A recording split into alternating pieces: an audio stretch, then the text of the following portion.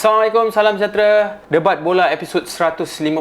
Saya Amin Fuad bersama dengan rakan saya Amir Arafat yang juga merupakan bekas pertahanan Kelantan TNB dahulu. Dengan Alim Napi. Dengan Alim Napi. Amir sudah bersedia hari ini untuk berperang. Ini minggu yang orang kata Ramadan yang ketiga lah. 3 kali 10 malam terakhir lah. 10 malam terakhir. 10 Kita terakhir hampir ke Syawal. Bila dah hampir ke Syawal ni lemau sikit lah. Biasalah. Tapi berita ataupun cerita yang kita nak cerita hari ni tak lemau. Cerita yang hangat, sangat-sangat diperkatakan, dan baru sahaja Zam Saham pemilik Kelantan muncul di Astro Arena semalam untuk memberi penjelasan. Tapi aku nak recap balik. Kat sini aku nak cerita balik dia punya apa sebenarnya terjadi dengan Kelantan FC ni ataupun dengan bos Zam Saham ni, ada isu dalaman apa semua. Jadi mungkin sambil aku cerita tu mungkin Amir boleh selit lah apa dia nak kata Amin. Aku nak selit kalau tak aku just terus ceritakan lah sebab benda ni panjang. So ini bahagian pertama. Aku nak bermula kenapa Kelantan bos Zam Saham ataupun Zam Saham sendiri pemilik Kelantan terpaksa menceritakan segala-galanya di Astro Arena. Dia bermula macam ni. Bekas jurulatih Kelantan daripada Korea Selatan, Choi Moon-sik, telah direhatkan oleh Kelantan, dan Kelantan telah melantik pengarah teknikal Frank Bernard untuk menjadi ketua jurulatih yang baru-baru ini untuk Kelantan FC. Dan rekod Choi Moon-sik sebelum direhatkan adalah 4 kalah, 1 seri dan 1 menang. So basically 6 perlawanan lah. Dan mereka adalah salah satu pasukan yang berjaya menjaringkan gol menentang JDT. Setakat ni JDT bolos 1 gol dan gol itu datang daripada Kelantan FC. Tetapi apa yang menjadi selepas itu menjadi topik perbualan. Aku bermula, okey. Selepas direhatkan, ada satu ejen katanya tak bertauliah daripada bos Zam Saham sendiri cakap. Dia kata ejen tak bertauliah, nama dia Leo Jeong. Katanya ejen kepada jurulatih Choi Moon-sik telah memberi respon selepas ketua jurulatih Korea Selatan itu direhatkan. Dia kata Kelantan ni nampak cantik dari luar, tapi sebenarnya lebih teruk daripada pasukan amatur. Dia mengkritik lah. Lepas tu dia kata pemilihan pemain tidak dibuat oleh ketua jurulatih, sebaliknya bos-bos besar dan pegawai lain, dia cakap. Beliau juga berkata pemain tidak terima gaji 2 bulan, terpaksa naik bas selama 10 jam daripada naik kapal terbang. Semua amatur, dia kata, tapi jurulatih cuba buat yang terbaik. Beliau kata beliau akan membuat aduan kepada FIFA kerana tak tahulah aduan dari segi, maksudnya dirasa macam jurulatih tu di treat dengan tidak baik ataupun dilayan dengan tidak baik. Aku tak pastilah kan. Okey. Selepas itu maklum balas daripada pemilik TRW ataupun Kelantan, Zam Saham sendiri pemiliknya, dia kata dia rasa ada kesukaran berkomunikasi dengan Choi Moon-sik ni. Dia kata tiada, dan lepas tu dia kata dia cakap tiada laporan prestasi setiap perlawanan dia cakap. Dia kata ketua jurulatih mempunyai hak untuk memilih dan nilai pemain masuk Kelantan FC. Tentang line up beliau serahkan kepada head coach 100%. Tapi dia kata ada masa saya akan minta untuk masukkan dan keluarkan pemain-pemain yang dirasakan atas nasihat orang lain. Orang lain tu bermaksud tim coaches lain. Mungkin coach Azli, coach Rizal Zamri ke apa kan. Cadangan hanya 1% dia cakap. Beliau tak nak jurulatih besar kepala. Berikan kemenangan, beliau takkan kacau. Ini yang dia cakap. Saya kena campur tangan sebab dah kalah teruk. Okey. Lepas tu dia jawab lagi, pemain dapat semua gaji setiap bulan. Cuma 3 tahun ni faham je adalah masa gaji masuk lambat seminggu 2, dia cakap. Tapi tak adalah sampai berbulan-bulan, dia cakap. Fitnah dia kata. Pemain boleh pinjam duit saya kalau terdesak. Ini yang dia cakap. Dia tambah lagi, dia cakap saya cakap head coach kenapa tak boleh naik bas. Sebab dia kata yang ni aku kurang setujulah. Dia cakap kalau head coach boleh jamin menang dengan menaiki pesawat, tentu beliau akan bagi naiki pesawat. Kalau kos tinggi dan kita ada tajaan bas, kenapa nak bazir? Okey, benda ni aku nak campur sikit, nak cakap sikit sebelum kita nak teruskan. Sebelum kita ulas lah. Pasal pesawat ni, bagi aku, minta maaf bos Zam, kurang setuju sikit. Kita tak sepatutnya tunggu menang baru nak naik pesawat, bagi akulah. Bagi aku senang je kalau dia tak nak bagi naik pesawat, cakap je sebenarnya memang kos. Memang kos tinggi. Aku setuju memang naik pesawat kos tinggi, terpaksa naik bas, tapi janganlah cakap nak kena menang sebab tak ada jaminan kau menang. Untuk menang untuk naik pesawat. Itu je lah aku nak cakap. Lepas tu dia kata jawapan dia kata 100% tetapi tak ada campur tangan walaupun 1%. Maksudnya kat sini, okey, ni aku nak tambah lagi lah pasal dia kata campur tangan tu tadi. dia kata dia tak ada campur tangan, tapi dia kata ada 1%. So maksudnya ada juga. Tapi mungkin sedikit lah. Minimum lah kan maksudnya tapi kan. So, ada lah. Tapi ada lah. Tapi tentang gaji maksudnya kat sini juga ada juga dia kata ada kelewatan. Maksudnya betul lah ada kelewatan. Tetapi dia cakap bukan sampai 2 bulan. 2 bulan kat sini. Jadi pasal naik bas ni aku dah cakap tadilah. Pasal kos kan. So bagi aku kalau kos tu tinggi memang naik bas lah. Tapi janganlah cakap tunggu menang. Macam tu mungkin pemain pun rasa macam tak bermotivasi lah kan. Tak rasa macam dihargai pula. Kalau dia cakap memang ini isu kos, Wak Imah you menang pun kita kena naik bas juga. Betul. Dan aku tak ada masalah pun kan. Okey je kan. Mungkin pemain penat apa semua kan. Tapi itu isu yang lain lah. Okey, ejen Leo Jiong ni terus membalas. Dia kata katanya sedang menyiapkan peguam untuk nyaman tu satu. Dia kata bos selalu maki pemain. Bos tu aku tak pasti. Bos apa? Pemilik ke ataupun pegawai lain ke? Pegawai lain ke aku tak tahulah kan. Gaduh dengan jurulatih dan pemain dalam bilik persalinan. Ada saksi pemain dia cakap. Setiap minggu, ini tuduhan aku nak baca tuduhan. Setiap minggu bos dan pengarah campur tangan dalam pemilihan kesebelasan utama. Sekali lagi dia cakap minggu lepas head coach tidak langsung memilih kesebelasan utama, which is Bos Zam dah deny. Bos Zam kata tak. Dia kata head coach boleh pilih. Dia kata ada campur tangan tapi suggestion 1%, 2%, dia kata 1% kan. Pemain tidak mahu berlatih sebab gaji tidak dibayar untuk 2 bulan tapi dipaksa untuk juga berlatih. Head coach kena maki, dibaling botol, disuruh balik Korea jika kalah. Sepatutnya pemilik tak patut buat begitu. FM patut buat sesuatu, dia kata. Beliau minta Kelantan FC minta maaf kepada barisan kejuratahan dari Korea. Dia tanya pasal gaji dekat pegawai tapi tak ada jawapan. Pemain pertukaran diarahkan oleh bos, dia kata. Okey, apa pandangan kau tentang tindak balas ni? Aku rasa mungkin kalau saudara Izzy kita dan Jufri ada pun bersetuju. Benda ni yang mana aku rasa ni one side story. Ini one side story, tetapi Bos Zam pun dah cerita dah side story dia kan. Story dia. Jadi ini kronologi daripada ini yang keluar dulu cerita awal kan. Tapi cumanya kalau kita nak faham sebenarnya aku rasa kat sini ada masalah komunikasi. Kalau nak kata aku percaya benda ni mungkin ada yang betul, ada yang tidak. Ada yang betul, ada yang tidak, dan ada yang mungkin dia exaggerate. Dibesar-besarkan. Dekat sini dia ada banyak pertemuan ni sebenarnya. Pertemuan komunikasi, bahasa tu sendiri dan lain dan culture tu sendiri. Betul. Sebenarnya. Sebab kalau nak bercakap pasal marah ke apa benda kan, pasal ni apa semua, memang kalau kita tengok, aku bukan bercakap pasal Kelantan FC sekarang. Kita tengok dalam bilik persalinan memang akan ada perbalahan. Itu tense biasa. Betul. Biasa marah apa semua, baling botol. Kadang-kadang baling botol, kadang-kadang pun ada insiden tu kan. Cumanya kalau baling botol ke arah head coach tu, mungkin itu keterlaluan kalau betul berlaku, kita tak tahu benda tu. Itu dalam bilik persalinan biasa. Aku bukan cakap pasal Kelantan FC. Ini perkara biasa aku rasa kan. So, okey, lepas tu pula kronologi dia bersambung. Bekas pertahanan dan kapten Kelantan Zubi Azmi juga respon. Ni ada respon, tapi dia tak sebut nama lah. Betul. Kan? Dia cakap bagi hint je. Dia kata beliau juga pernah menjadi pertahanan pasukan kebangsaan. Kita kenal lah siapa Zubi Azmi. Beliau cakap terbaik punya putar. Selagi boleh putar, kita putar. Kebenaran akan terbongkar sedikit demi sedikit. Tapi dia tak sebut siapa. YTJT. Lepas tu hashtag YTGT. YTJT tu apa? Yang tahu je tahu. Tu famous tu kan. Okey lah. Dia dah cakap macam tu, tapi kita pun tak tahu dia cakap kepada siapa. Betul tak, Mek? Betul. Jadi dia boleh pergi kepada coach tu sendiri ataupun kepada Bos Zam sendiri. So it's a vague area dia. Vague area lah. Betul. So selepas itu kita tengok ada juga bersambung. Kita tengok lepas Zubi Azmi ada cakap, and then ada juga yang bercakap tentang ejen tu ada cakap juga. Dia ada sambung lah. Dia ada cakap sikit. Dia kata ketua jurulatih kena jaga padang sendiri, dia cakap. Tiada dalam kontrak, dia cakap. Beliau juga kata rumah diberikan tidak elok. Piping semua teruk. Pemain yang piping tu kelakar. Cerita dia tunjuk yang dah pecah. Tiba-tiba aku tengok ada yang screenshot waktu diorang serah kunci coach baru masuk rumah. Elok je kan? Gambar tu elok pula, sinki tu. Jadi kelakar. Tu yang pelik. Dia tak boleh main-main dengan netizen Malaysia. So dia cakap itu bab singki. Lepas tu dia cakap pemain tidak diberikan makanan yang elok sebelum perlawanan. Maksud pasu kat sini pasu pasal padang latihan tak ada standard biasa. Pasal padang latihan ni standard lah kan.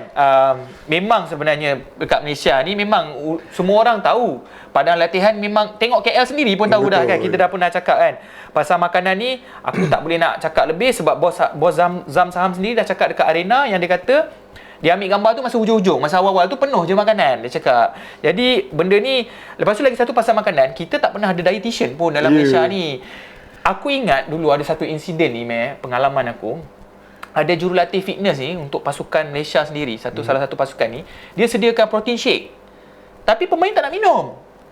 Faham tak? So sebenarnya pemain Malaysia sendiri tak suka pun ada dietitian ni apa semua. So tapi ini topik lain lah. Cuma aku nak kaitkan dengan kita tak pernah ada pun. Culture kita, culture pemain kita. Dietitian ni semua tak ada pun sebenarnya kan.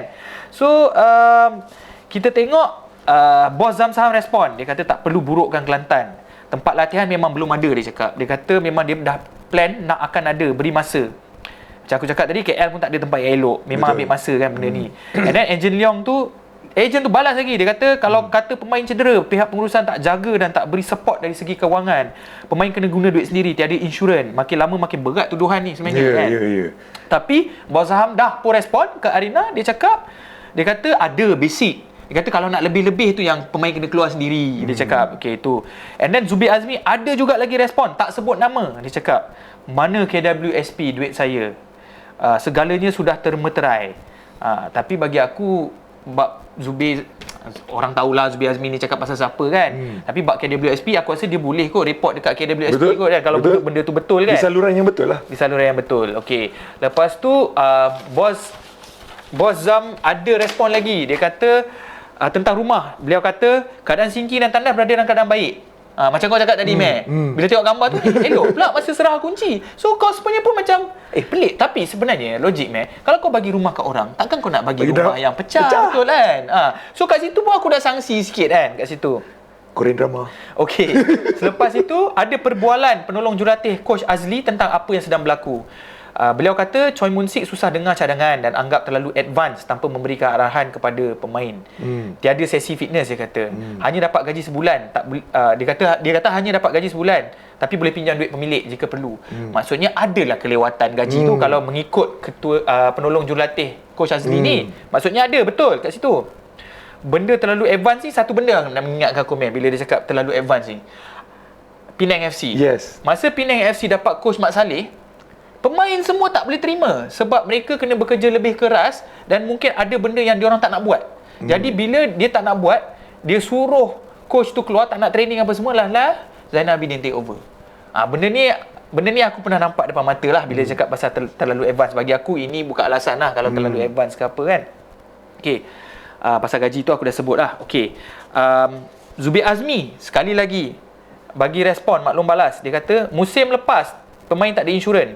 Beliau kata mereka submit surat kepada MFL yang kata ada insurans tapi sebenarnya tak ada. Maksudnya dia gang dengan orang insurans tu, kata bagi surat semua bagi kat MFL tapi sebenarnya tak ada insurans tu. Katanya lah kan, dia kata. Maksud ini dah kira menipu MFL lah, macam tu lah, lebih kurang lah. Aku tak tahu betul atau tidak. Ini sekali lagi tuduhan. Okey. Ejen kepada Nick Akif dan juga Syarul Nizam juga bersuara. Beliau berkata buat tuntutan sejak 2021 lagi sampai sekarang tak nak bayar walaupun dah ada keputusan daripada FAM. Ni lagi satu tuduhan daripada ejen. Nama ejen tu Joe kot, tak salah aku. Satu lagi cerita baru. Zam Saham respon. Dia kata tentang makanan. Dia kata semasa trip ke Kuantan, menu yang disediakan hotel serba-lengkap, tiada masalah. Siap ada gambar. Gambar mana yang dia ada respon, dia cakap yang gambar tu diambil pada hujung. Okey. Dan bukanlah last kali, dan cerita ni panjang lagi lah, tapi nak mengatakan ejen tu respon lagi. Dia kata seorang bekas pemain import beliau terpaksa bayar wang medical sendiri ketika kecederaan dan dipaksa bermain waktu cedera. Ejen juga berkata Bos Saham tipu tentang penyediaan makanan. Dia kata ni tarikh lain, bukan pada 2 Mac. So, dan akhirnya Kelantan mengeluarkan kenyataan akhbar mengenai tuduhan yang dilemparkan kepada mereka. Dia kata tuduhan semua tidak benar, meminta penyokong untuk terus respect dan beri sokongan kepada pemain dan keputusan yang dibuat oleh kelab. Rumah yang disediakan adalah keadaan yang baik, makanan yang disediakan cukup, gaji yang dibayar pada waktu tepat dan tidak akan membenarkan gaji tunggakan sehingga 2 bulan. Maksudnya mungkin ada tunggak sebulan. Betul. Mungkin. Tapi tak adalah sampai 2 bulan. Kelantan akan mengambil tindakan terhadap ejen Korea tersebut dan juga mengambil tindakan pada mana-mana individu yang cuba merosakkan reputasi Kelantan. Okey, selepas habis interview tu. Bukan interview, yang ni dia bagi statement press release Kelantan. Bos Zam keluar arena, dia pun dah explain benda yang lebih kurang sama lah. And dia kata, lepas tu orang tanya dia, bos merajuk ke? Kan, sebab dia ada keluar satu statement, dia kata kalau tak suka saya boleh, sebab saya dah cuba, saya akan lepaskan apa benda semua kan. And then ada orang dalam statement, dalam interview tu juga, dia berkata Frank Bernard mungkin diberikan hanya 5 perlawanan selepas ini. Jadi apa komen kau bila kau tengok interview tu, Meh? Kalau kata interview tu, ataupun secara keseluruhan lah, lepas kau dah dengar kronologi ni semua, macam based on the interview tu kita nampak Bos Zam dia being defensif. Of course lah, dia kena defensif lah kan. Tapi aku nampak kat situ dalam isu ni, untuk kes Frank Bernard tu memang terlalu pendek, 5 game. Satu game lawan Selangor. Dia sebenarnya KPI dia kata dia nak top 10. Top 10 saja, top betul. 10 saja. Tapi top aku tak saja. pasti bila 5 perlawanan, kalah 5 perlawanan tu macam mana kan. Aku rasa dia macam, kes ni kalau kita tengok pun macam lebih kurang macam Chelsea juga, Amin. Oh, dahsyat lah Kelantan dengan Chelsea ya. Chelsea pun lama kat tu, quarter tu. tak lama lah. Tapi Malaysia biasa lah direhatkan perkataan tu, sebenarnya dah dipecat. Dan Kelantan pun ada cakap nak direhatkan tu sebab tak nak bayar pampasan kan. Tak nak bayar pampasan. So, pada isu ni, aku nampak dalam ini mengganggu gugat apa yang kita bincang 2 tahun lepas pasal Zam Saham. Kita semua excited, kita 4 orang. Sebab susah nak cari pemilik. Susah nak cari pemilik yang passionate, ada duit, nak willing untuk bayar bola sepak Malaysia. Bola sepak Malaysia. Kos yang dia ambil dulu pun dalam about 6.8, tak silap aku. Dalam itu first dia ambil, dan aku rasa dia tak ada buat untung lagi pun dalam 2 tahun, 3 tahun ni. So, untuk isu ni, benda ni dia makin panjang berjela sebab masing-masing buat segmen. Lepas kadang ejen tu pun tak puas hati kan. Ejen tak puas hati tu, cakap ada exaggeration, tokok tambah ke, berlebih-lebihan benda tu kan. Sebab jadi it's better this way lah. Kalau professional, cut it off habis. Sebab tu ditukar dengan Frank Bernard. Cuma bila dia ambil dengan Frank Bernard tu untuk 5 game, aku rasa bukan KPI yang terlalu pendek. Aku rasa lebih baik kau jangan berikan tekanan yang memuncak. Kau fokus untuk bantu Frank Bernard. Sebab Frank Bernard sini cakap akan ada import baru masuk. Jadi pemilihan import tu pun, kalau kau tengok cerita ni daripada awal, Min, kalau kau panjang lebar bercerita pasal kronologi, Zam pun ada cakap dia datang coach Monjoy coach Monjoy Munjik apa coach Moon Korea lah. Coach Moon datang, Munsik coach Munsik datang Januari, and then diorang ada buat beberapa lawan Buriram and so on. Kalau kita nak tengok, Min, pre-season, yelah kita kena ambil Eropah lah yang presiden paling rapi kan. Pun ambil masa about 2 bulan. Masa yang pendek. Kedua, bab tu kita tak tahu benar-benarkah ada Coach Moon sendiri punya selection of players. Kalau betul-betul Coach Moon punya selection of players, itu pun ada isu jugalah. Kalau tindakan ni diambil sampai sekarang ni. Cumanya bila dia datang tu, aku sendiri merasakan aku ada macam macam mana nak cakap, aku rasa tak kurang selesa dengan coach yang tak boleh berbahasa dalam Inggeris. Sebagai contoh, lagi susah kau nak adapt kan. Contoh macam JDT punya sebelum ni. Siapa yang sekarang dah naik jadi technical director tu? Dia pun tak boleh Hector. Hector tu kan. Hector Bidalgo. Sekarang tukar dengan Solari kan. Kalau kau tengok during interview, dia dengan Benjamin Mora, kau boleh nampak kita selesa tau. Maksudnya aku percaya pemain pun selesa untuk berkomunikasi. Mungkin teknik advance tu satu isu lain, tactical advance kan satu isu lain, tapi aku rasa komunikasi is the key. Kau tengok sendiri Unai Emery nak bercakap pun kadang-kadang pun pening juga. Tapi Aston Villa power sangat. Tapi Aston Villa power. Dia dah pandai cakap Inggeris macam tu. So aku rasa komunikasi tu penting lah. Jadi itulah key yang Zam sendiri cakap.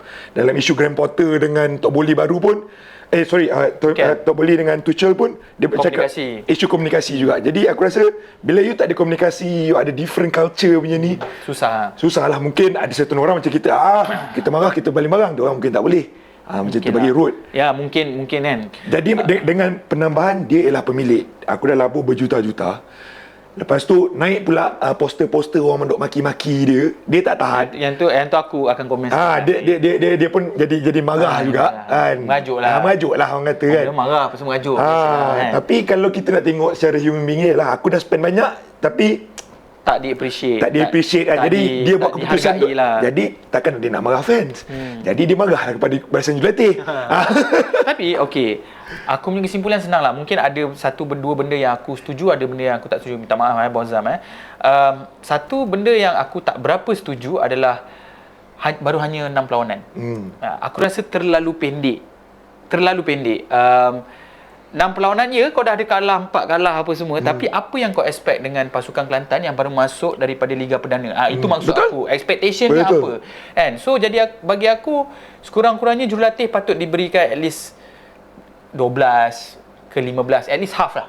Half of season, sebab tahun ni kita ada lebih sikit perlawanan lah, lebih kurang kan. 14. Dalam apa 14 First half maksudnya ada lebih kurang 28. 28 macam itulah lebih kurang so itu maksud aku lah, terlalu pendek, baru 6 perlawanan. Tu aku dah tak berapa setuju.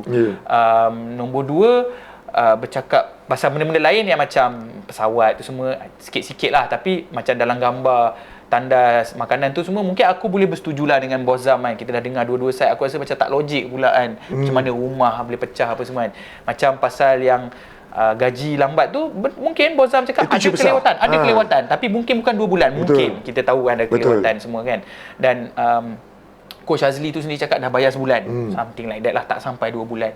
Okey, nombor 2 yang aku nak bercakap kat sini adalah expectation Bos Zam sendiri. Bila dia cakap Frank Bernard diberikan hanya 5 perlawanan, maksudnya 5 perlawanan tu KPI based on apa? Based on pemain yang dia ada. Itu pun kita nak kena tahu juga. Sebab tu bila aku bagi KPI kat kau aku nak tahu capability kau dengan tim kau yang tim kau ada.